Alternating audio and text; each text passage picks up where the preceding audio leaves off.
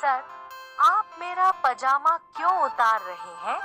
डरने की बात नहीं। आज मैं तुम्हें भौतिक विषय के बारे में पढ़ाऊंगा। आप अपना पजामा क्यों उतार रहे हैं, सर? चुपचाप लेट जाओ। सर, आप मेरी छोटी ड्रेस क्यों उतार रहे हैं? आप ज्यादा बातें करते हैं, शांत लेटो। रफीक सर बिस्तर पर एक 14 साल के छात्र को धोखा देने के बारे में सोच रहे हैं। लड़की का नाम ड्रा करें। वह अभी केवल 8वीं कक्षा में है। अंकी के पिता और मां खरीदारी के लिए बाजार गए थे।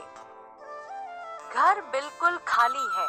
वह काम करने वाले लड़के को भी अपने साथ ले गया। अंकी को खाली घर में अकेली पाकर रफीक साहब के मन में बुरी बुद्धि का प्रभाव फैल गया। अंकी बच्ची, उनको इतना ज्ञान नहीं है। बचपन से ही पढ़ाई और नींद में रुकावट रही। ऐसी कोई गर्लफ्रेंड नहीं है जो 6-9 के बारे में कुछ भी समझ सके। उसकी माँ उसे उपयोगी बातें सिखाती है, लेकिन किसे पता था कि अंकी इतनी जल्दी किसी चरित्रहीन व्यक्ति के हाथ लग जाएगी।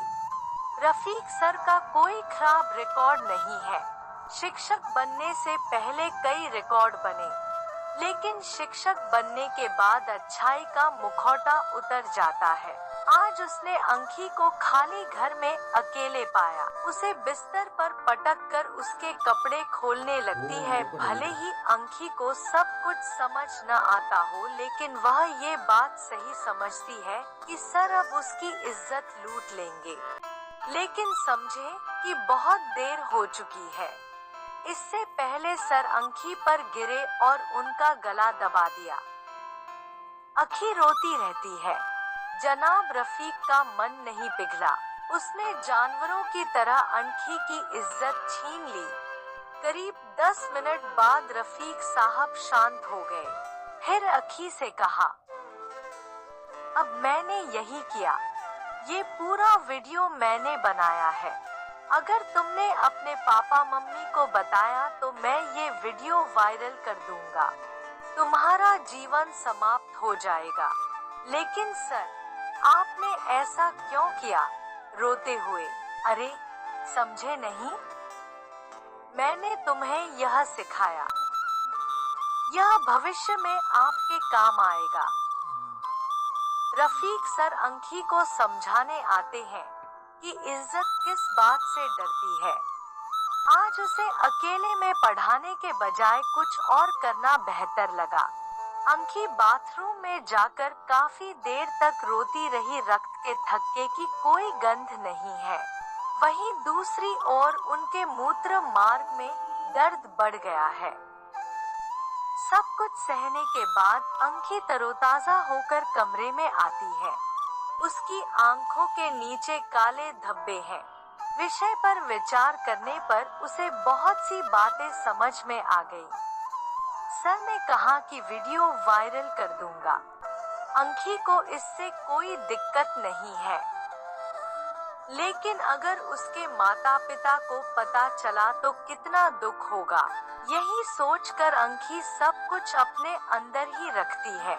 शाम को अंकी के पापा और मम्मी घर आए। घर आकर उसने अंकी से कहा, माँ आपके सर कहाँ है? गया। अरे आज इतनी जल्दी?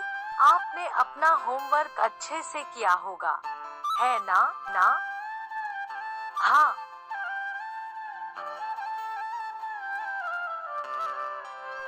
मेरा लक्ष्य मामूली है। यहाँ मैं तुम्हारे लिए एक गुड़िया लाया हूँ। मुझे इसकी जरूरत नहीं है। अंकी तुरंत सोफे से उठी और अपने कमरे में चली गई। अंकी के माता पिता अंकी को सूनी आंखों से देखते हैं।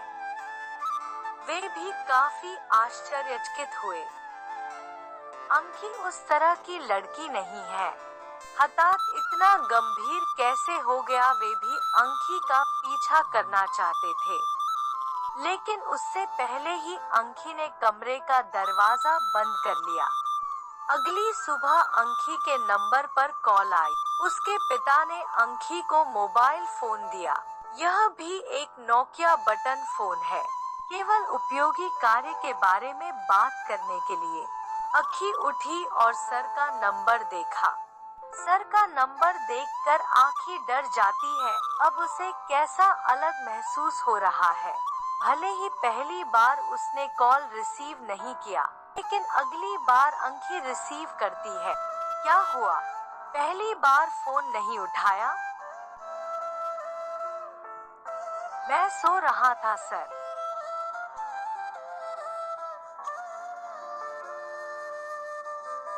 आपके गले में डर का दबाव क्यों है? कुछ नहीं सर।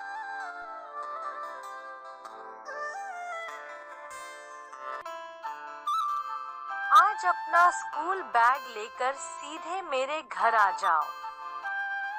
स्कूल नहीं जाना पड़ेगा।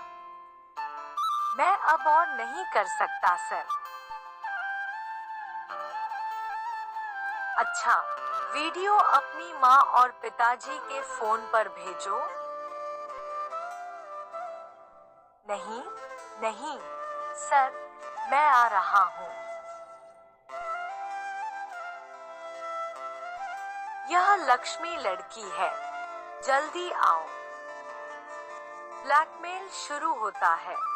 रोज कम से कम एक बार रफीक सर वीडियो का डर दिखाकर अंखी के साथ हस्तमैथुन करते हैं। जाना भी अनिवार्य है। लड़की क्या करेगी? एक गूंगी लड़की के दिमाग में और क्या आएगा? वह जितना अधिक रक्षा करना चाहता है, वह उतना ही अधिक कैदी बन जाता है। ऐसा कई महीनों तक चलता रहता है। अब और नहीं सह सकता। आखिरकार अंखी के लिए आत्महत्या का रास्ता खुल गया, और वह यही था। घटना यहीं खत्म हो सकती थी, लेकिन नहीं, घटना यहीं नहीं रुकी। अंखी की मौत के बाद अंखी की आत्मा भी वापस नहीं आई। अतृप्त आत्मा का आगमन या शत्रु का नाश, वो भी नहीं हुआ। हकीकत में अभी कुछ और बाकी है। अंखी की बॉडी को मुर्दाघर ले जाने के बाद डॉक्टर बॉडी काटने आता है। मुर्दाघर में और कोई शव नहीं है, यह एकमात्र शरीर है। लेकिन ये अजीब घटना सीसीटीवी कैमरे में कैद हो गई। अस्पताल के लोगों का कहना है कि सीसीटीवी कैमरे में दिख रहा डॉक्टर इस अस्पताल का डॉक्टर नहीं है। अस्पताल के डॉक्टर का सिर गंजा है और इस डॉक्टर का सिर बालों से भरा हुआ है। मामले को बदतर बनाने के लिए डॉक्टर आता है और एक झटके में अंखी का सिर अलग कर देता है। फिर उसने उसे अपने बैग में रख लिया। मुर्दाघर के बाहर लगे सीसीटीवी कैमरे में कोई भी व्यक्ति बाहर निकलते हुए नहीं पकड़ा गया, लेकिन वह मुर्दाघर के अंदर पोस्ट किए गए फुटेज में नजर आ रहा है। जब दरवाजा खोला जाता है तो कोई व्यक्ति कैसे बंद हो जाता है? प्रश्न। इसी बीच जिस डॉक्टर को शव काटना था, वह सुबह से लापता है।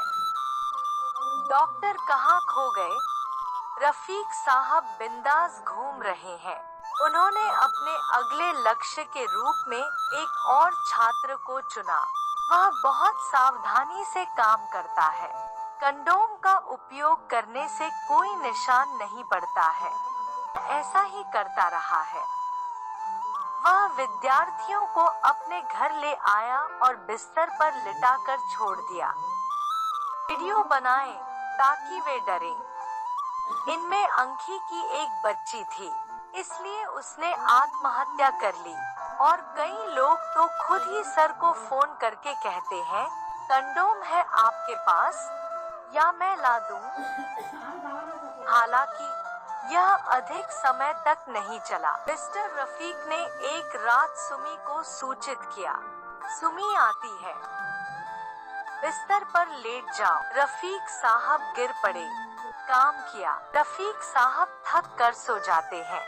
सुमी को अलविदा कहकर फ्रेश होने के लिए बाथरूम में चली जाती है। रफीक सर ने बाथरूम का दरवाजा खोला और अंदर जाने में देर हो गई। दरवाजा अपने आप बंद हो गया। रफीक सर हैरान रह गए। उनके मुताबिक उन्होंने आज गांजा नहीं खाया, लेकिन ऐसा क्यों हुआ? वह अपना सिर खुजलाते हुए बाथरूम के शीशे के सामने जाता है और देखता है कि उसके पीछे एक युवक खड़ा है। लड़का बहुत बुरा लग रहा है। एक अजीब नजर। शीशे में अपना चेहरा देखकर रफीक ने पीछे मुड़कर देखा। कोई देखने वाला नहीं है।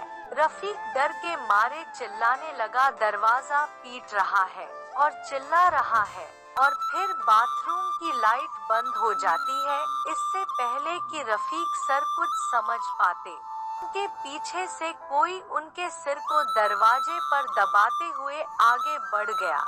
रफीक साहब दर्द से करा रहे हैं। जिस तरह से उसने अब तक सभी लड़कियों को खाया है, आज कोई अजीब आदमी उसे खा रहा है।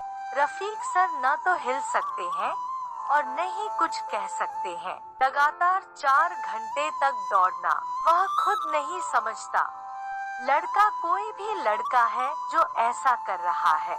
इस तरह 5 घंटे बीत गए, 6 घंटे बीत गए, पूरी रात बीत गई और सुबह हो गई। फिर भी रफीक दरवाजे से चिपका हुआ है और पीछे से कोई थेरेपी दे रहा है। आखिरकार सुबह 8 बजे दरवाजा अपने आप खुल जाता है और रफीक सर आए और कमरे के फर्श पर नंगे ही गिर गए। सुबह 8 बजे सभी प्राइवेट छात्र उसके कमरे में थे। रफीक सर को इस हालत में देखकर सभी ने चिल्लाकर लोगों को इकट्ठा किया। सर रफीक को होश नहीं है। वह बेहोश हो गए और लगातार 2 दिनों तक अपना बिस्तर नहीं छोड़ सके। तभी से और भी भयानक घटनाएं शुरू हुई। कुछ भयानक शुरू हो जाता है जो दूसरों के मुंह से सुनने पर भी डर से शरीर अकड़ जाता है। शरीर पर बाल उगाते हैं। एक दिन। कहानी इनविजिबल साइको, एपिसोड 01। रियाज राज।